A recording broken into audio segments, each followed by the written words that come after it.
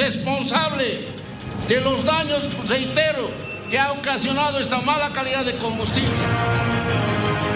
Porque no podemos seguir admitiendo y viviendo en una realidad paupérrima económicamente para todos nosotros los transportistas. Este nuevo aceite se mezcla con aceite hecho en casa y se pone en el recipiente. Lastimosamente, en este recipiente queda el aceite reciclado de la anterior gestión. En términos coloquiales, es eso lo que pasó. La solución es disminuir la mezcla del etanol e introducir mayor combustible con una mejor calidad.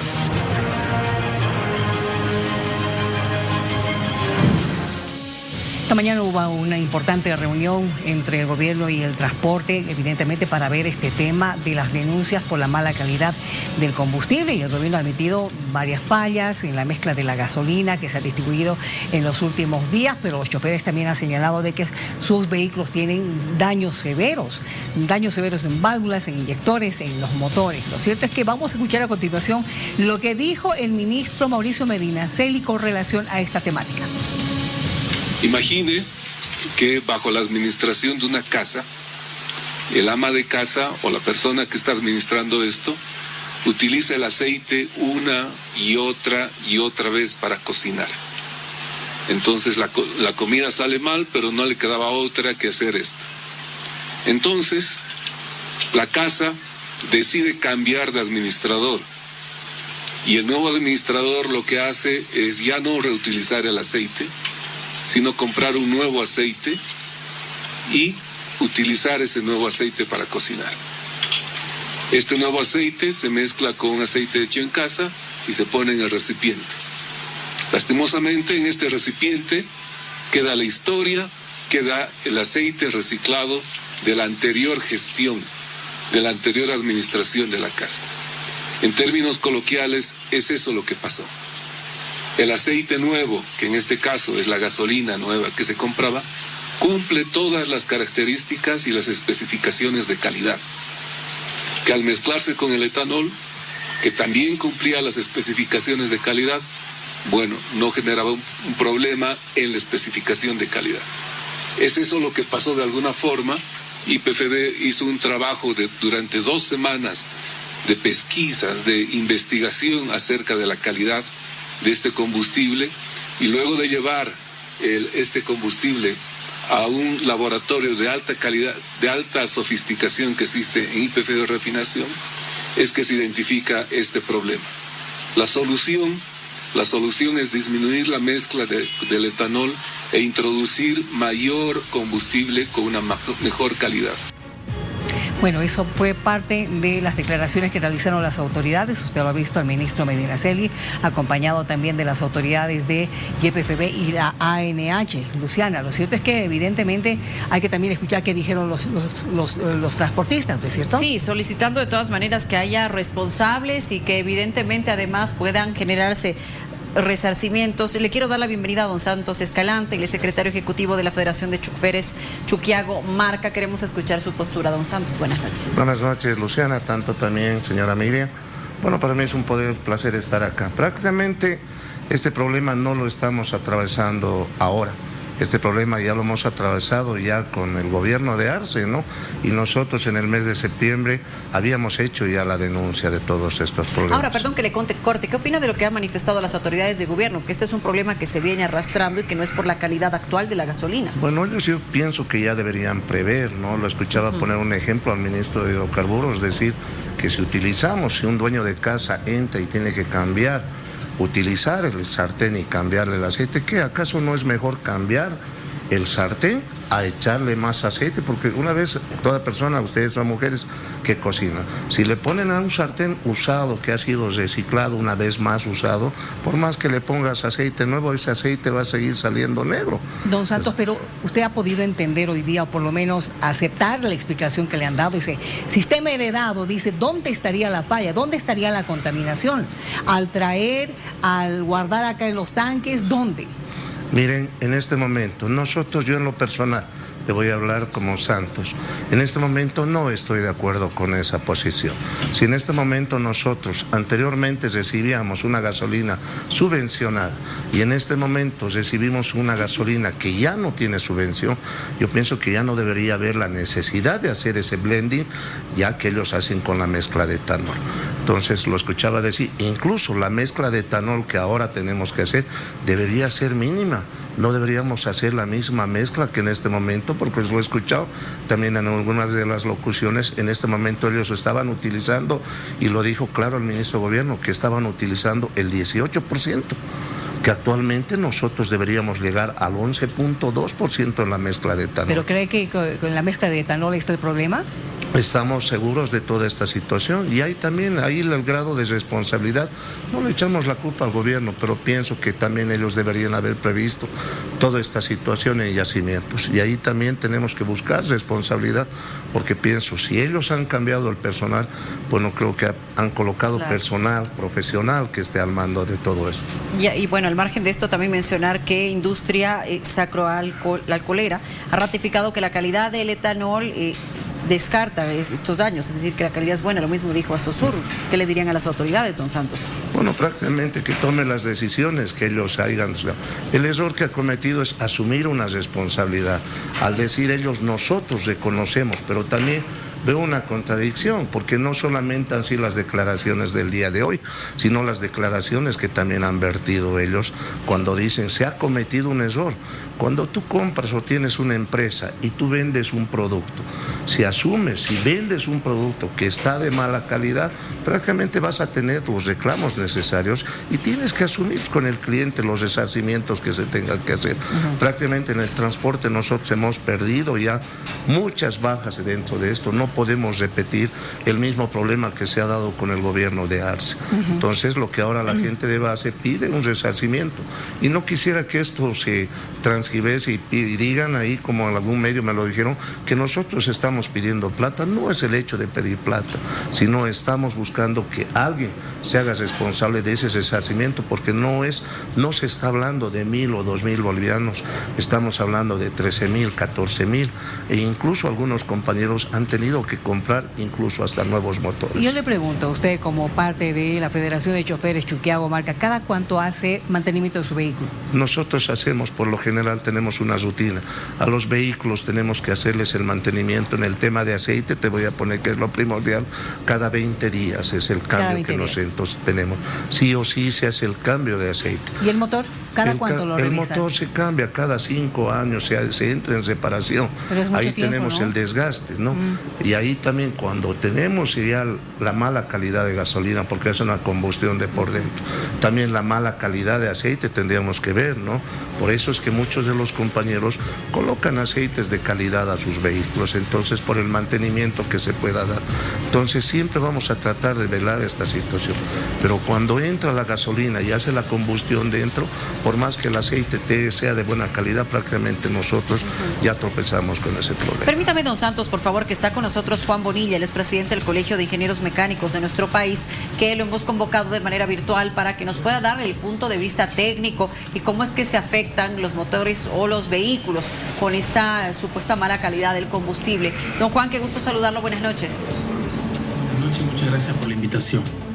Un placer, don Juan. Por favor, nos hace la explicación técnica, cómo se llega a dañar el motor o las partes del vehículo a raíz de una mala calidad del combustible. Bueno, a raíz de las múltiples denuncias y todo lo que se ha evidenciado en los talleres, en los medios de prensa, en los medios de comunicación, redes digitales, ¿no? Los factores y los problemas que se han estado detectando, también en las visitas que se han realizado a los talleres, es uno, el daño en el sistema de inyección, ¿no? Es un taponamiento en los inyectores en el cual se genera debido a la carbonilla, a la suciedad, a la cantidad de sedimentos que tiene el combustible que no es apto.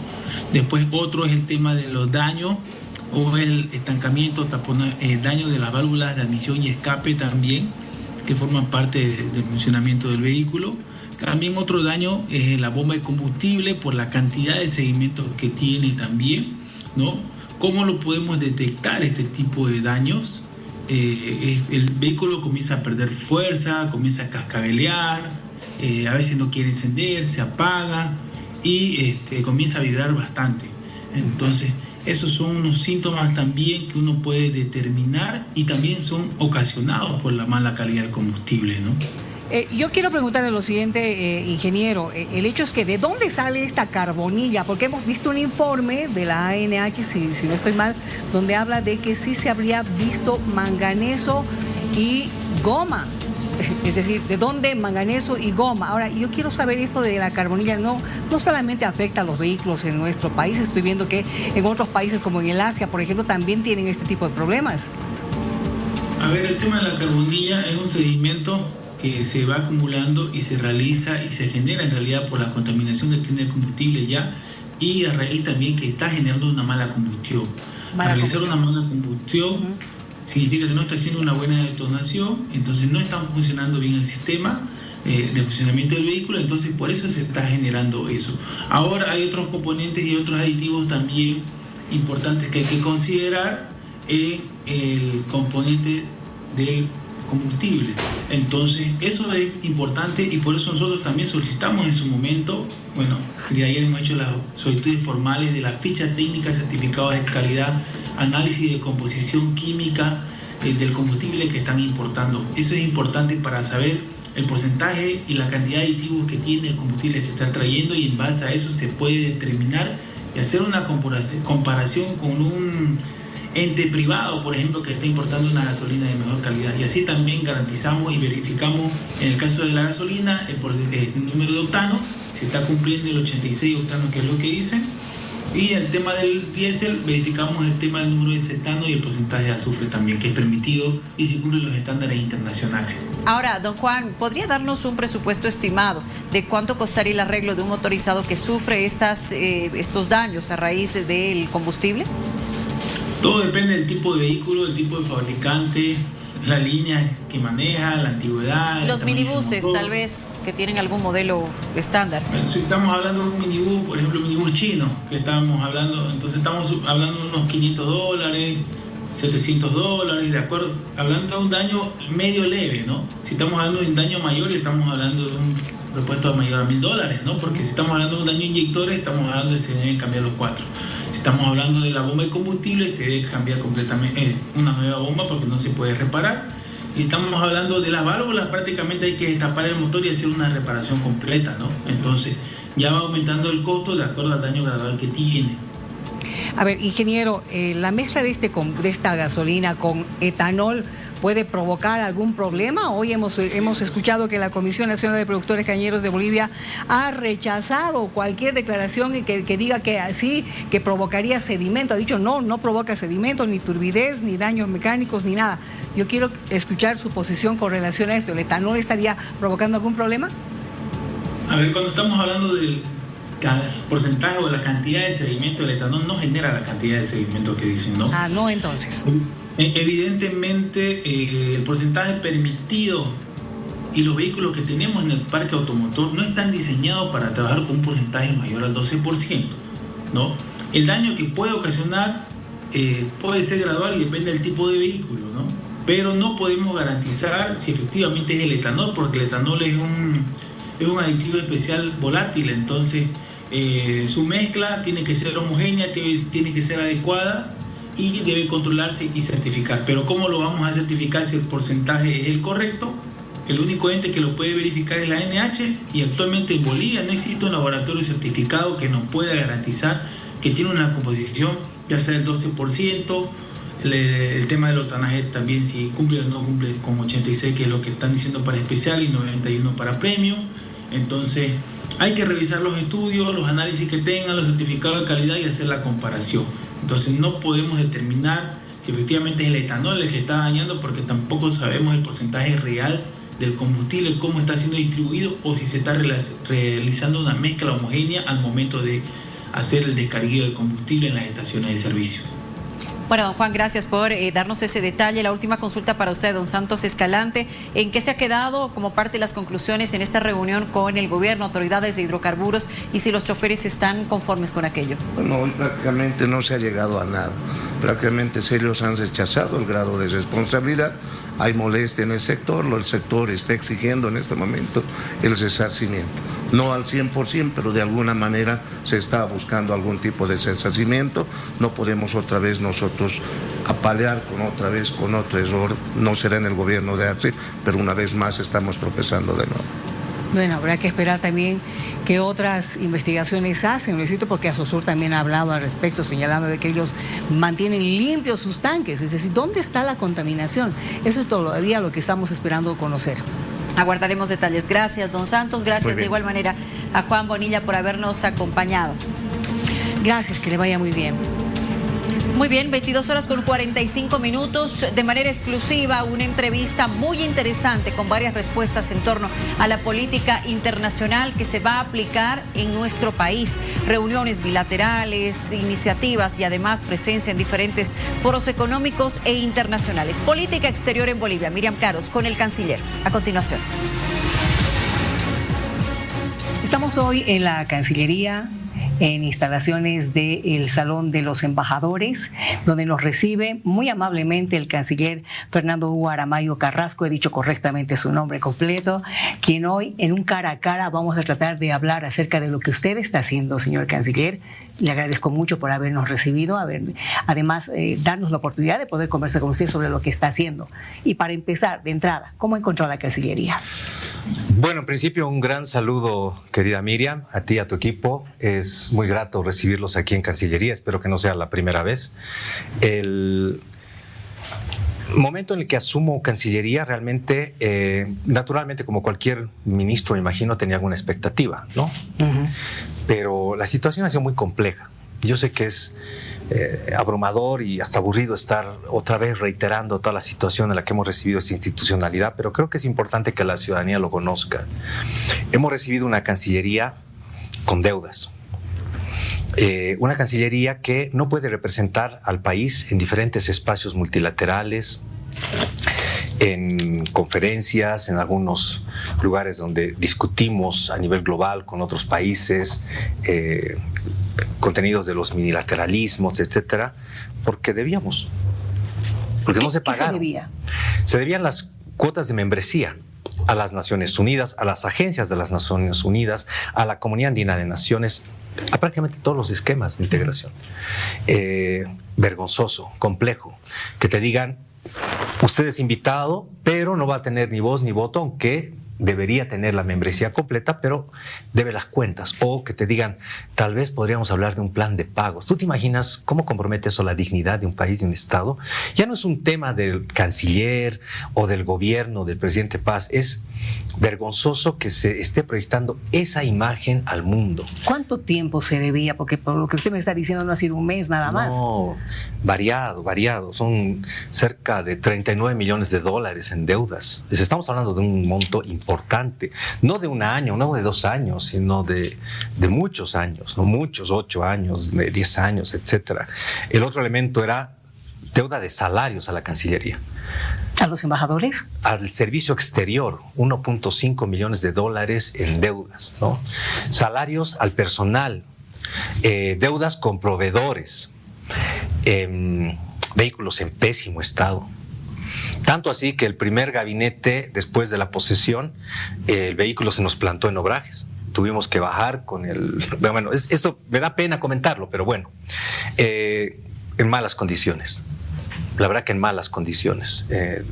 La cantidad de certificados de dependientes discapacitados para garantizar inamovilidad a borbotones, tanto acá como en el servicio exterior, buscando enquistarse, atornillarse en los puestos, una revisión de perfiles profesionales que da cuenta que muy pocos de ellos en el servicio exterior, también en puestos en la Cancillería, cumplían con el perfil profesional, los criterios de meritocracia, unidades sobredimensionadas, un área administrativa con más de 50 funcionarios, con funciones que uno dice, pero son hasta intuitivamente ilógicas, como por ejemplo un responsable de sello de certificados de trabajo, por dar el ejemplo, ¿no? Entonces, mal.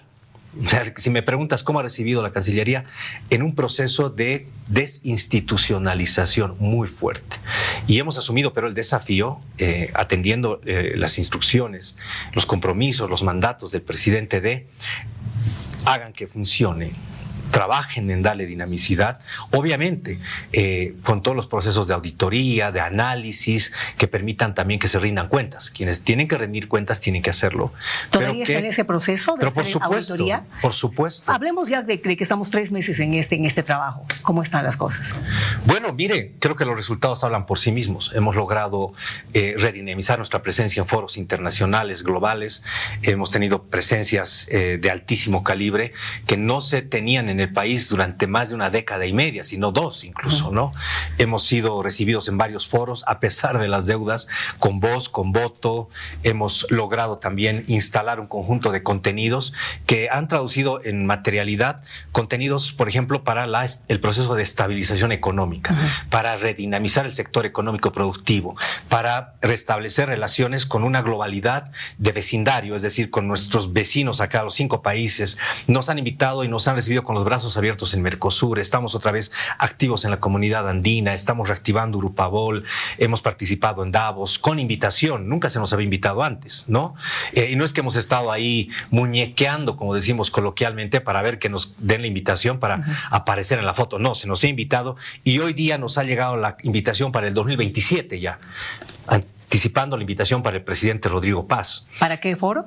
Davos. Para Davos nuevamente. Nuevamente. No es que uno va todos los años, no. Claro. Va con invitación. Entonces, el listado de estas acciones que se han traducido en $3.100 millones comprometidos por la CAF, 4.500 millones de dólares comprometidos por el Banco Interamericano de Desarrollo, el compromiso del presidente de la CAF de aterrizar acá, la reunión que hemos tenido esta mañana en Cancillería en presencia de ministros de Estado con la iniciativa del Global Gateway, la potencialidad de mover $300.000 millones en inversiones para el país de diferentes modalidades. Es decir, eso da cuenta de que en 12 semanas hemos logrado avanzar. Qué interesante. Vamos a hablar enseguida de lo de los foros y los resultados que se ha logrado, pero vuelvo a lo de la Cancillería. ¿Ha logrado cambiar ya a todos los embajadores? ¿Quedan todavía algunos? Ese es un tema que a mí me parece muy importante tocar, porque he visto en muchos medios de comunicación, en notas de prensa, en artículos, esta suerte de demanda de entregar cabezas, ¿no? Y creo que una institución es todo menos un circo romano. Aquí no hemos venido a entregar sangre a nadie. Aquí sí hay desvinculaciones, pero se hacen en el marco de los procedimientos, de la norma, y tampoco vamos a salir, yo no voy a salir a la prensa y a los medios a decir, miren, acabamos de despedir estos 5, estos 10 ya se fueron. No es el sentido de la institucionalidad que este país se merece. Este país no puede hablar a su ciudadanía con ese nivel de irrespeto. Claro, pero de todas formas, sus embajadores todavía están cumpliendo funciones. No, se han desvinculado completamente. Y es sencillo, hay que entrar a las páginas web. Por eso me parece irresponsable de connotados profesionales, incluso en materia diplomática, que andan posteando en redes sociales o en medios de comunicación o hasta en artículos, sigue en funciones tal persona, sigue en funciones cual persona. Obviamente no vamos a hacer nosotros escarnio público de las personas. Al final tienen su dignidad, ¿no? Y tendrán que responder. En muchos casos, quienes se llenaban la boca hablando contra Estados Unidos, por ejemplo, han terminado tramitando visas de residencia, utilizando y aprovechando su estatus diplomático, ¿no? Pero van a rendir cuentas, obviamente, estamos en esos procesos. Obviamente hemos desvinculado a quienes no han cumplido con los estándares, con los criterios, con las evaluaciones. Por otro lado, hemos dejado en las embajadas también el equipo que pueda atender a nuestra ciudadanía. Porque esto no se trata de decir, ¿saben qué? Que se vengan todos, por favor, y ustedes adelante, suban al avión y ocupen los espacios. Hay un proceso de capacitación para asumir funciones consulares, de acreditación. Los embajadores tienen que pasar por la Asamblea Legislativa Plurinacional, Tenemos que ver perfiles específicos. No se trata de tener embajadores en todo lugar. Queremos un perfil que pueda permitir que Bolivia se posicione en los espacios de la geopolítica, de la geoeconomía. Los perfiles de embajador, de primer secretario, de encargado de negocios, de cónsul, vicecónsul, tienen que ser respecto a ese tipo de perfiles. Y no en todos los casos vamos a tener la misma intensidad de la representación o de servicio exterior. Esto también responde a un criterio de eficiencia, efectividad y resultados de la gestión. Para cerrar lo del tema de la Cancillería, aquí, en casa, ¿ha tenido que limpiar? ¿Ha tenido que ordenar? Hemos ordenado. Hemos visto que, por ejemplo, había gente que estaba contratada para que se encargue de la mesa multilateral de tal país o de tal organismo, ¿no? Y estaba cumpliendo funciones en otra área completamente diferente. Y cuando dijimos vuelva a esa área, no podía porque no tenía el perfil. Entonces, naturalmente, eso corresponde que genere o se traduzca en una desvinculación. Entonces, sí, aquí hemos ordenado y estamos ordenando más todavía, porque lo que vamos a hacer es plantear un proceso de reingeniería, reestructuración, innovación, según corresponda, para que esta Cancillería aporte a este país, no con personas que vayan a hacer turismo y asistan a cócteles, ¿no? Y se vayan de shopping, sino personas que aporten como hemos venido aportando nosotros. No es sencillo atender todos estos compromisos, Miriam, teniendo un espacio de participación como panelista, entrando en diálogos, discutiendo temas que a uno lo ponen también bajo las cámaras. También tenemos que estudiar, también tenemos que terminar de prepararnos, también coordinamos entre ministros, hablamos con el presidente, definimos la línea, ¿no? Entonces, esto también lo que está planteando es que necesitamos ese equipo dentro de Cancillería que sostenga este trabajo.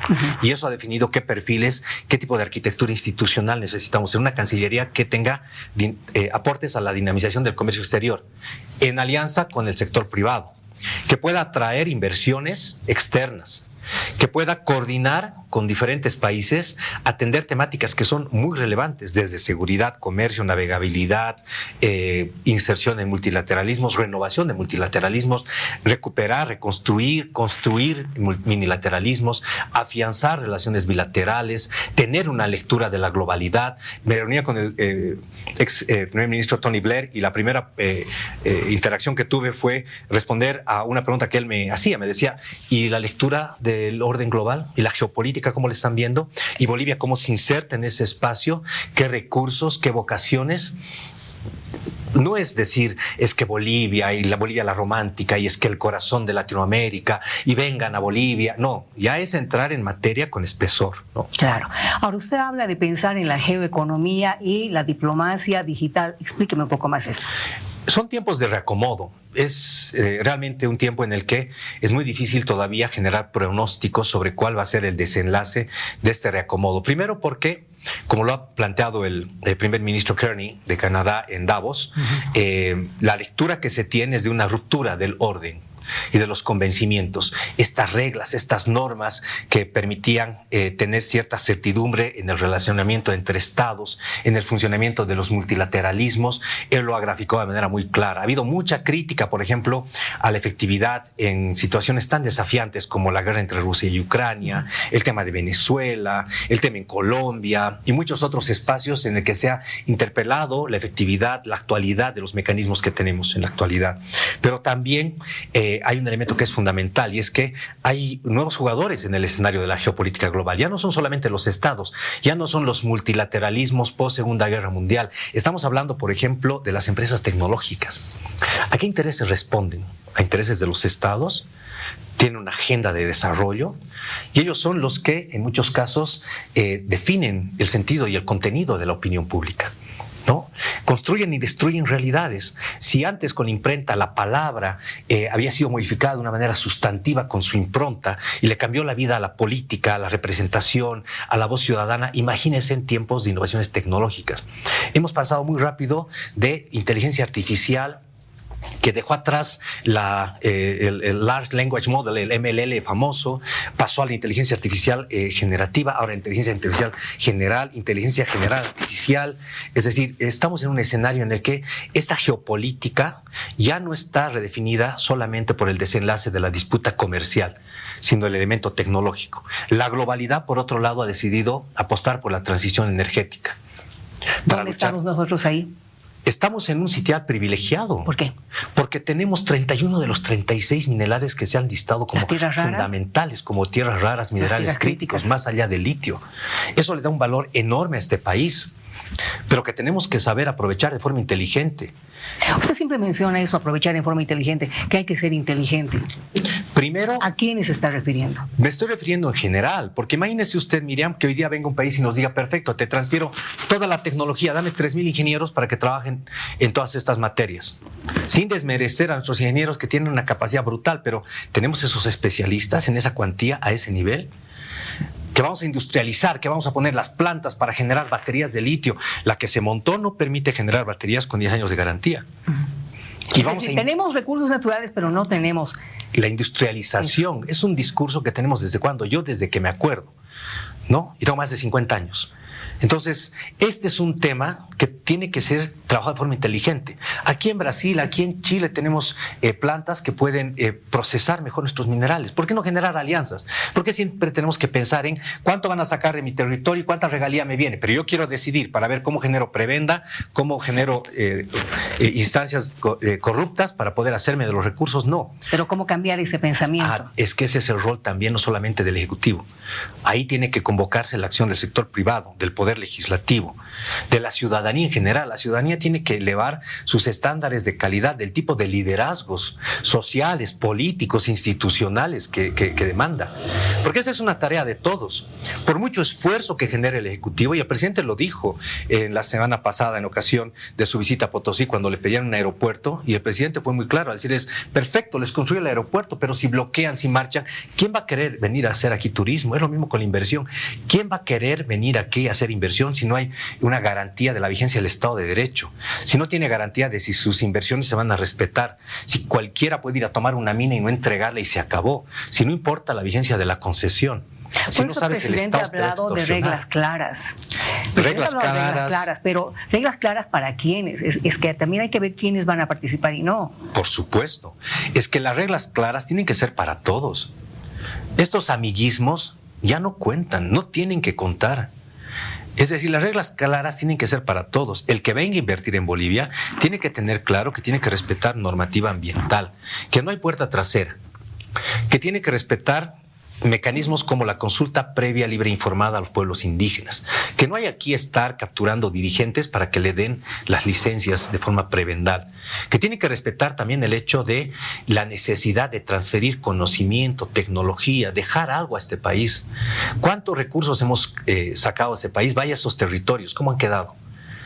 Estas son reglas claras.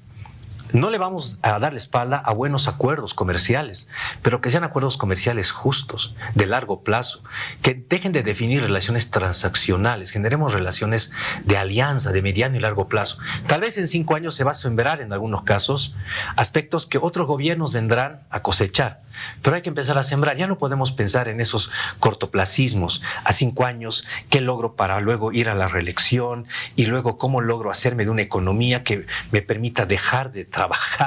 ¿Qué tipo de beneficios logro para mi grupo, para mi espacio de poder? Bueno, algunos ministros tenemos esa vocación. Algunos estamos en la función pública con eso. Y lo digo cuando me refiero de forma honesta a que esta es una tarea no solamente del Ejecutivo. Si el gabinete está comprometido con eso, porque ese ha sido el pedido del presidente Rodrigo Paz, esto deberíamos contaminarlo a otros órganos de poder público. Y no se está pidiendo nada extraordinario, Miriam, con eso termino. Solamente que hagamos lo que tenemos que hacer. Nadie está pidiendo instituciones públicas que vayan y planten una bandera en la luna o que sean la próxima institución que conquiste Saturno, no. Que hagamos lo que tenemos que hacer, responder a la ciudadanía en tanto demandas y necesidades, atendiendo la norma, sin extorsionarlos, saliendo de esa lógica de odio y amor al Estado, ¿no? Lo odio cuando estoy adentro porque es mío y me beneficio de él, pero lo odio cuando estoy afuera porque hacer un trámite, tener que salir, por ejemplo, este tema de la innovación digital. Qué hermoso salir de la Bolivia de la fotocopia. Porque era la Bolivia de la fotocopia. Claro. ¿No? Te hacían creer que llenabas un trámite en línea y que con eso estabas. No, tenías que imprimirlo, firmarlo, la fotocopia. Legalizar además. Y llegar y entregar. Entonces, esto, por ejemplo, que el presidente Rodrigo Paz ha materializado ahora con la firma de un decreto, con firma digital, todas las buenas noticias que vienen a muy corto plazo sobre agilización de trámites, utilizando tecnologías e innovaciones que nos están poniendo en el siglo XXI. Porque eso mucha gente dice, y me preguntan, ¿y en qué país más se da? Y uno dice, no, más bien, ¿en qué país no se da? Este era un país en el que no se daba eso, ¿no? En pleno siglo XXI, inteligencia artificial, robótica, neurociencia, el premio Nobel por redes neuronales, y nosotros estamos escandalizándonos porque hay firma digital de un decreto. Esto que debería ser una obviedad. Una charla por demás interesante que tiene una segunda parte, Miriam. Exactamente, vamos a hablar de foros internacionales y de cómo estamos ubicados en el concierto mundial. A ver, hablemos ahora de cómo está el mundo. Usted que ha estado en Davos, evidentemente ha escuchado ya otro mensaje muy distinto a lo que se ha dado en el Foro Económico de la CAF, ¿no es cierto? Donde se ha hablado de hermandad, de unidad. Rusia, Ucrania, Israel, Gaza. Tenemos ahora conversaciones con Israel. No solo conversaciones, hemos restablecido relaciones. Exacto, pero ¿cómo estamos viendo esta parte de Gaza? A ver, aquí hay un tema que es fundamental. Primero, hay conflictos en el mundo que tienen que enfocarse desde otras perspectivas. Ya no podemos entender que si seguimos haciendo lo mismo vamos a obtener resultados diferentes.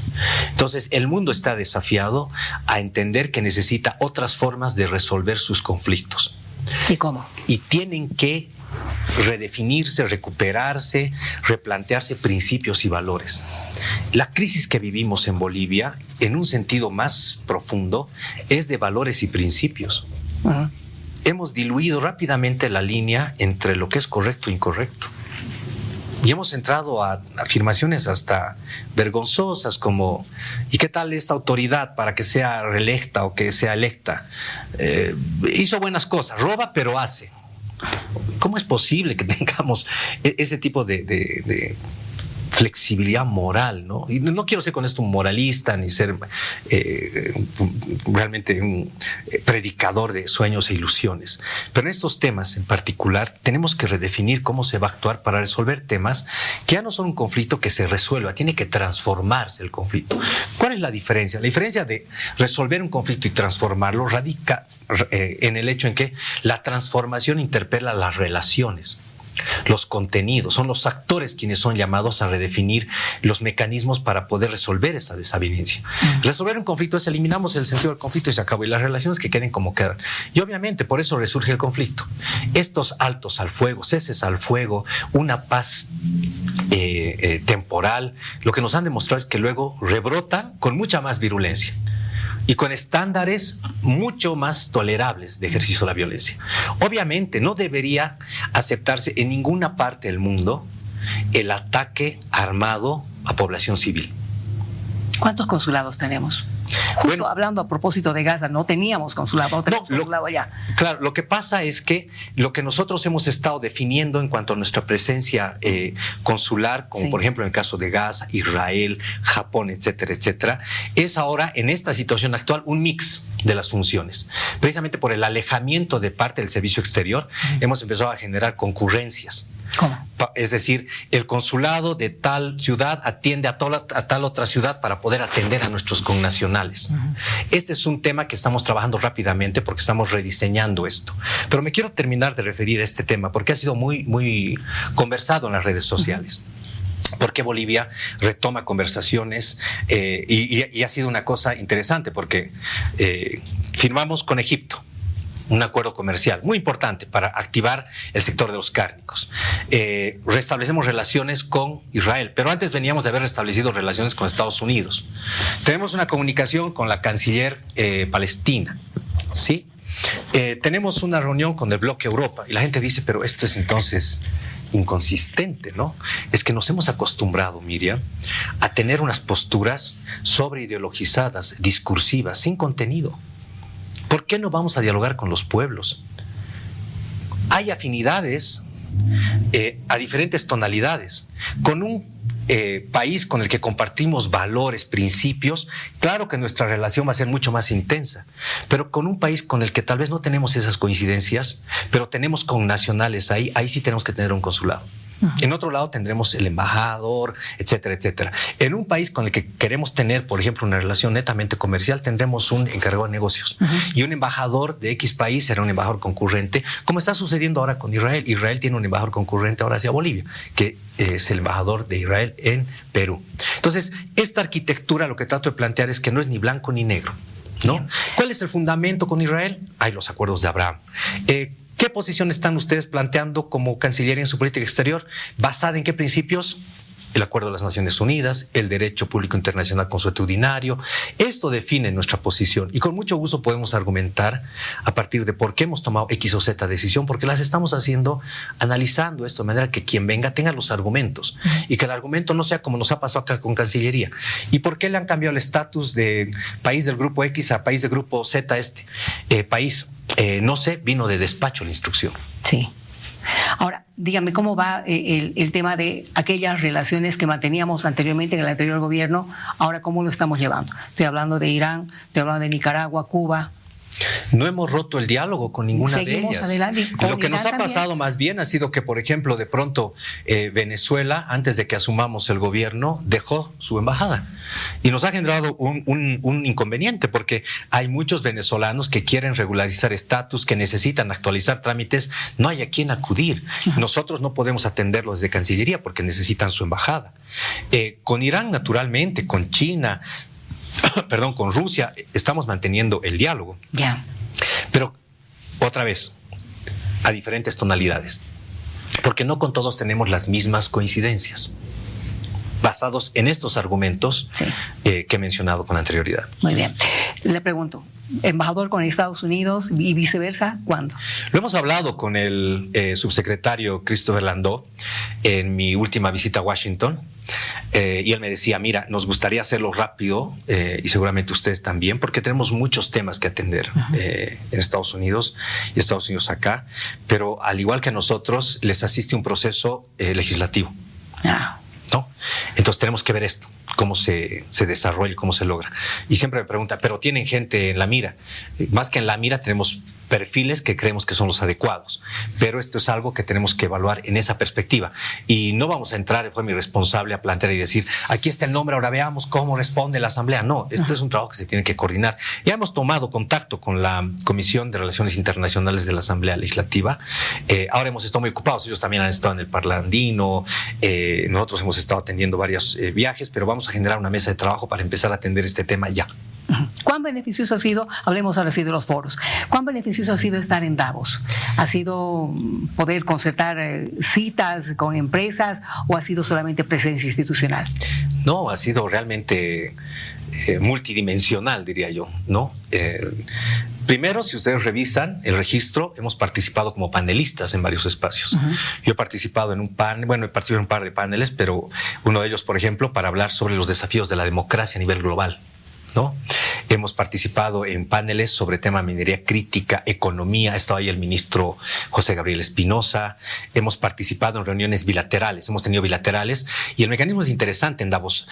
Primero lo invitan, uno se acredita y a partir del perfil que acredita le empiezan a llegar las invitaciones y las solicitudes de bilaterales.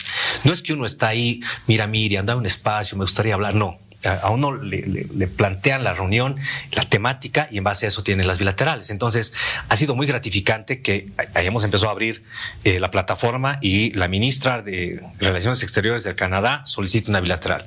El ex primer ministro Tony Blair, tecnológicas, sectores empresariales importantes, mandatarios. Entonces, además hemos participado naturalmente en el foro. Escuchar a un presidente Macron, escuchar al primer ministro Kearney, al presidente Trump, al presidente Israel, es decir, encontrarnos con el presidente Herzog ahí, conversar.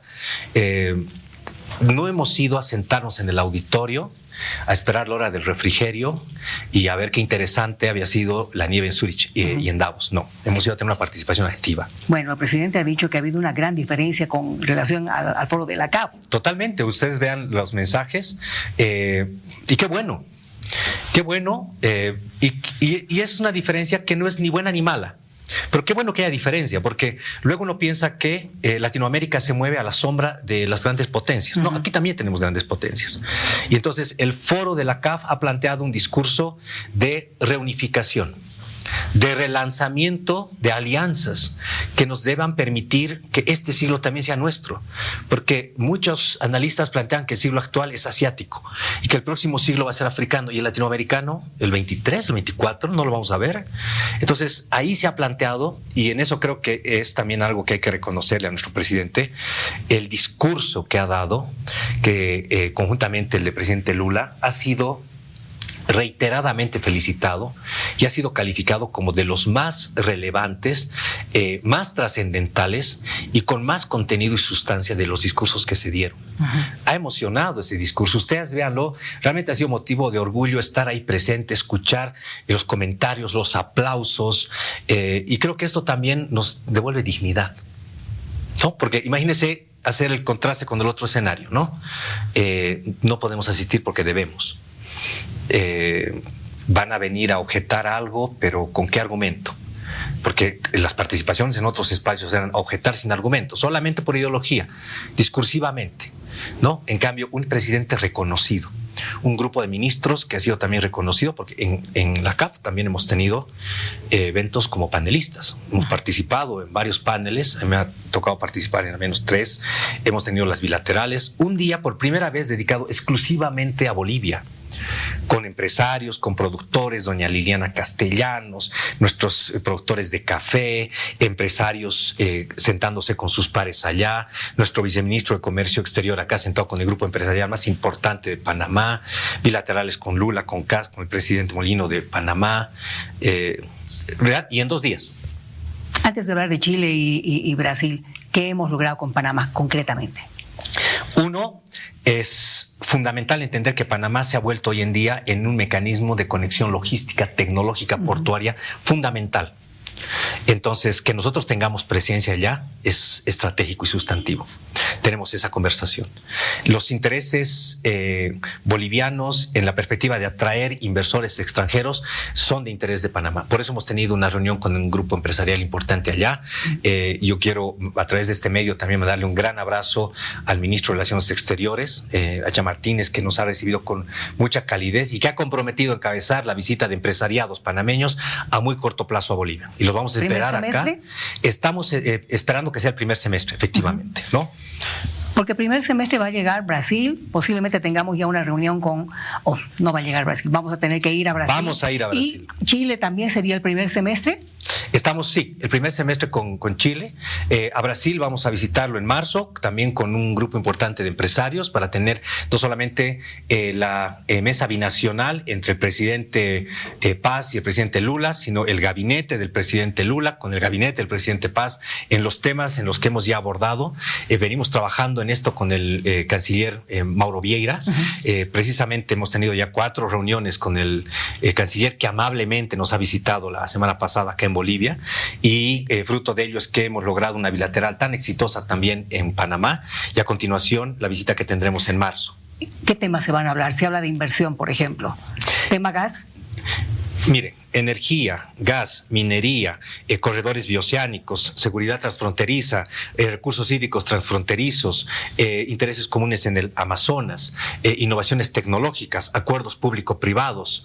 Es una agenda amplia, ¿no? 3.500 kilómetros de frontera. Y estamos al lado de una de las economías más grandes del planeta. Corredores bioceánicos.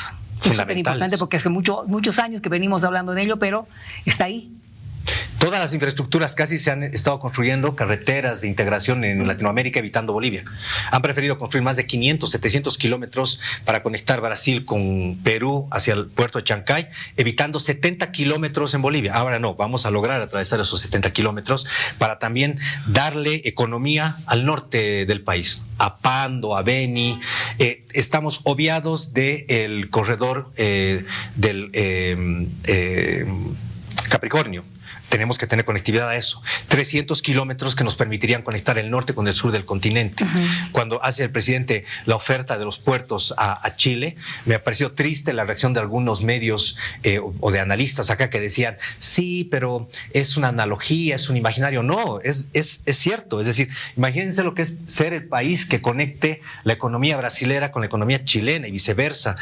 ¿Cuánta dinamicidad económica le va a generar esto a Chile? ¿Cómo vamos a aprovechar nosotros nuestra capacidad de constituirnos en un hub, brindar servicios, la logística, los empleos en términos de transporte y muchos otros temas? El solo hecho de nuestra condición geopolítica, nuestra geografía que permite suelos idóneos, por ejemplo, para trabajar energías limpias, fotovoltaicas, eólica, los polos tecnológicos, que ya vamos a empezar a trabajarlos con el anuncio que hizo el presidente de acuerdo con las tecnológicas, ¿no? Ahora bien, sobre Chile, usted ha dicho, sin olvidar la vocación marítima que tenemos, y el presidente dijo, pensemos en los problemas de presente y futuro. Claro que sí. ¿Cómo entendemos aquello? Es que nuestra reivindicación marítima es irrenunciable. Pero esto no tiene que condicionar que Bolivia tiene una agenda de temas comunes con Chile. Y que ya Chile ha manejado algo de esto. Pero por supuesto, ya hemos hablado. Hemos tenido una reunión hace unas semanas con el canciller Van Claveren.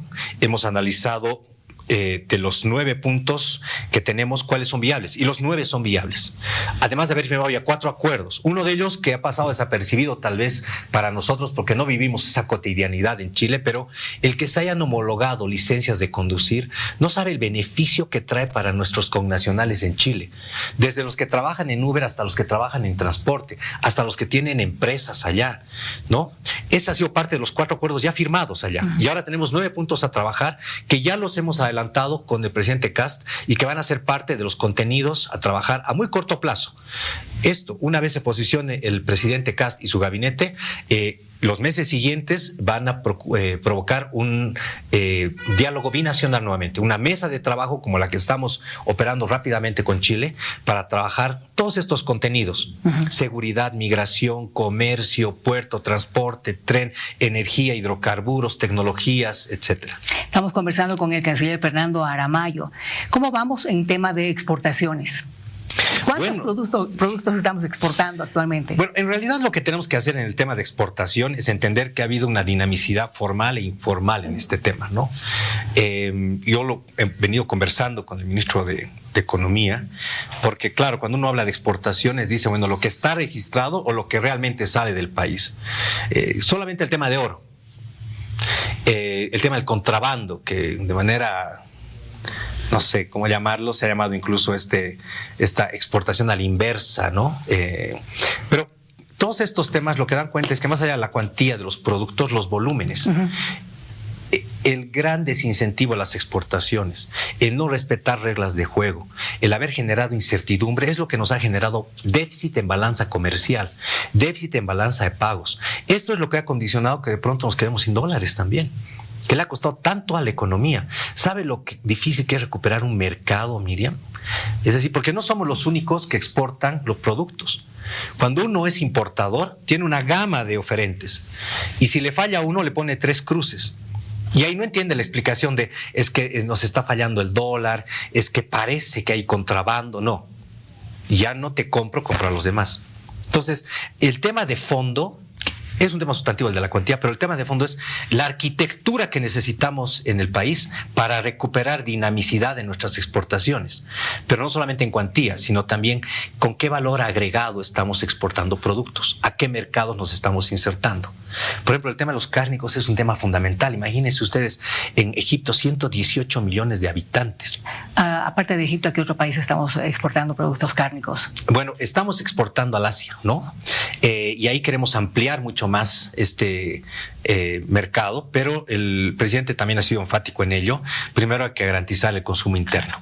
Tiene que repercutir esta política en bajar precios, porque durante mucho tiempo se nos dijo que, sobre pretexto del incremento del precio del combustible, la escasez de dólares, y es verdad, era coherente, porque muchos de los insumos que se utilizan para alimentar la ganadería, etcétera, etcétera, dependían de bienes importados. Pero pero estabilizado el tipo de cambio paralelo, habiéndose garantizado el abastecimiento de combustibles, ya no hay pretexto, ¿no? Entonces, esto es importante también entenderlo.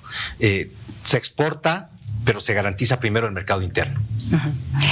Ha sido un gusto, canciller, haber conversado con usted. Me gustaría que diga algunas palabras al país, porque me imagino usted tiene siempre un mensaje tan singular para poderle hablar al país. Eso de la inteligencia me gusta mucho.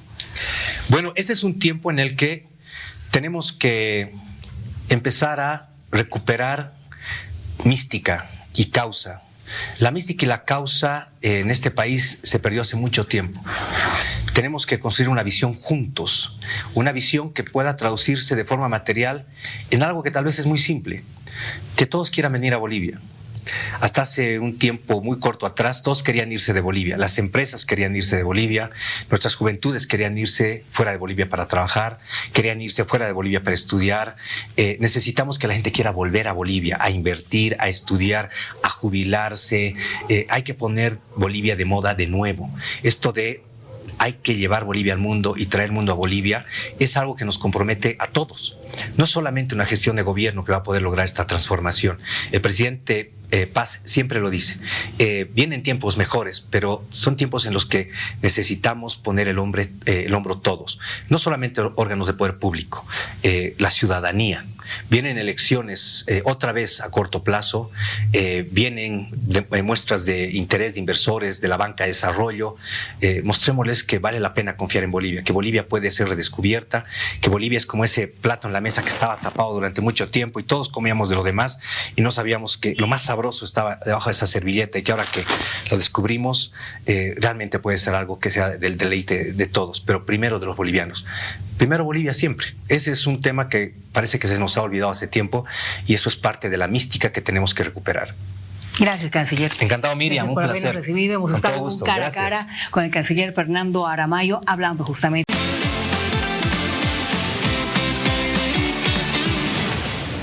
La elegancia que no necesita presentación descubre la nueva colección Verano 2026 de Almansa, donde el diseño impecable y además la frescura se unen para definir su estilo. Ya disponible en todas nuestras sucursales a nivel nacional. Almansa, donde la elegancia se vive.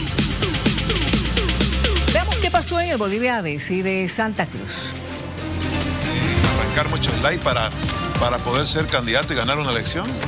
Yo creo que ahora estamos entrando a una histórica y segmentada diferencia de la época política que ha vivido Bolivia, gracias a la necesidad de tener que entender que el algoritmo está cambiando la situación de este país políticamente hablando. El algoritmo. Se está malinterpretando el hecho de que el candidato llega a tener bastantes likes que no son sinónimo a votos. Se está confundiendo al tema del uso de las redes sociales como si fuera una estrategia y en lugar de entender de que las redes sociales son una herramienta. ¿Por qué de los influencers? Es la campaña de los influencers. ¿En ambos casos, alcaldes y gobernadores? Sí, porque hay una sobresaturación de mensajes. Estamos hasta un límite indefinido de eslogans. Cada día cambian la ruta de su lectura comunicacional porque están viendo que no están generando la viralidad que necesitan. Y vuelvo a repetir, la visibilidad alta no te asegura votación. Entonces no confundamos el hecho de improvisar contenido y no tener estrategia. Vamos hablando del escenario de la comunicación política, porque ahorita en este corto, ¿qué te está transmitiendo? Te está transmitiendo diversión, distracción de lo que tendría que suceder. Ahí estás compitiendo con quién, con tus enemigos. Y se está utilizando la campaña política para contrarrestar una contracampaña que no es efectiva porque no te está respondiendo a una necesidad, sino estamos de alguna manera entrando a la ciencia ficción. No se marca una visión de Estado a lo que la gente quiere que sea gobernada para un fin en particular. Yo escuchaba tus anteriores invitaciones y es correcto. Estamos viendo mucha información distinta, novedoso. Tufi, es una campaña novedosa, primeriza, con inteligencia artificial, algo nuevo para los bolivianos. ¿Cómo ve en ese sentido la propuesta, la mirada de los candidatos a la gobernación? ¿Están sintonizando con esa demanda? Debieran hacerlo, por ahora se ve muy tenue, muy despacio, es más, mira vos, que vos sabés que además de ser abogado yo soy también periodista y veo de que le han apagado la historia muy rápida. La historia del tema de los avasallamientos ha sido una temática que todos hemos estado siguiéndola de muy cerca durante muchos días, Tufi. Pero ya la historia de la Comisión Agraria fue el día de ayer o antes de ayer, mira, ya ni me recuerdo. Sí, ayer, y se acabó ya la historia, Tufi. Nadie está hablando de los resultados, cómo fueron, qué viene, cuál es la visión. Un tema. Centralización de las regiones del país. No es un capricho. Entonces, hoy quisiéramos ver candidatos que nos ofrezcan cabalmente cómo van a descentralizar. Escuché hace, no sé si es en esta campaña o la anterior, de que los recursos económicos cabalmente que se generen en cada distrito sean distribuidos directamente por esa subalcaldía. Es una propuesta interesante, creo que no está por eso te la traigo a colación, estaba en la anterior. Bueno, con bastantes propuestas, bastantes candidatos en Santa Cruz. Y Bolivia decide abarcando el eje troncal del país, La Paz, Santa Cruz y Cochabamba, noche a noche, conociendo a candidatos. Llegamos al final. ¿Cuántos días? 47. 47 días. Bueno, vámonos. Nos vamos. Buenas noches, amigos, y muchas gracias.